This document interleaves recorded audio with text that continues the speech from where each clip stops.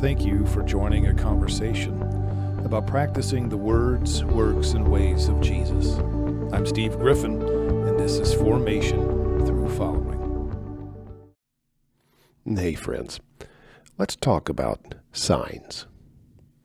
700 years before Jesus was born, Israel had divided in two, and the two kingdoms, the northern kingdom was Israel, and the southern kingdom was known as Judah. And Judah had an incredibly wicked king. His name was Ahaz. And Ahaz and his kingdom were under attack. Israel had joined forces with Syria, and they were marching on Judah. And a prophet named Isaiah came to the king, and he prophesied to him that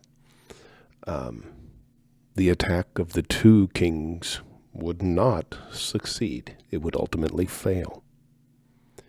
And Isaiah told wicked Ahaz to ask God for a sign so that he would know that Isaiah's prophecy was accurate. And Ahaz, unbelieving as he was, refused and said, "No, I'm not going to ask for a sign." And so Isaiah uttered back these immortal words, "The Lord himself will give you a sign. Look, the virgin will conceive a child. She will give birth to a son, and will call him Emmanuel," which means God is with us. And that was the near fulfillment. Apparently, there was a child born in Ahaz's circle, in his awareness. A child was born. And before the child was old enough to know the difference between good and evil, the attack of the two kings did indeed come to naught. That's the near fulfillment. But the ultimate fulfillment of Isaiah's words is found in the book of Matthew. In the Gospel of Matthew, Matthew says that Jesus is the ultimate fulfillment of the sign of Isaiah. And Matthew quotes Isaiah. He says, all of this occurred to fulfill the Lord's message. The grand miracle, a virginal conception, the Son of God. Emmanuel, God is with us. Jesus is fully God and truly human. Well, what kind of human? What kind of person was Jesus? Well, he was not at all like the pretend God-men of his time. Caesar Augustus, known as the Son of God. What of the pharaohs and many kings before Caesar who thought they were gods?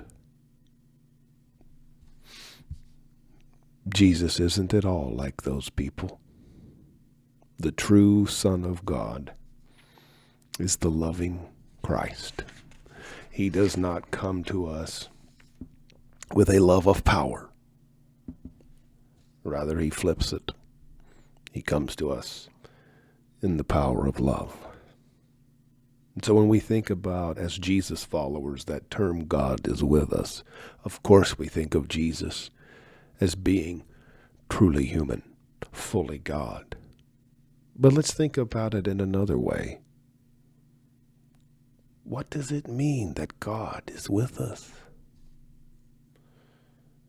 I think it means that God is present and available and favorable to you. Furthermore, God is with us. There is no them. There's only us. God is with us, one and all. Matthew teaches us how to read the Bible, doesn't he? Matthew teaches us that the passages of Isaiah and other places in Scripture, they're centered in Jesus. Jesus is their center, and Jesus is their end. He is their goal. He's their fulfillment. So we need to learn and practice reading the Bible in the light of Jesus. Did you ever wish for a sign from God? No sign can rival the one that's already been given. The loving Christ. God is with us. God is where we are. We don't need to be anywhere else to be with God.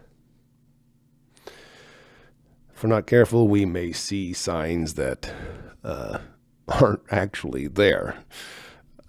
And we may miss signs that are there. But I will say this, when you're driving in a car and looking for a sign, what do you do when you're driving, looking for a particular sign? Well, most of us slow down.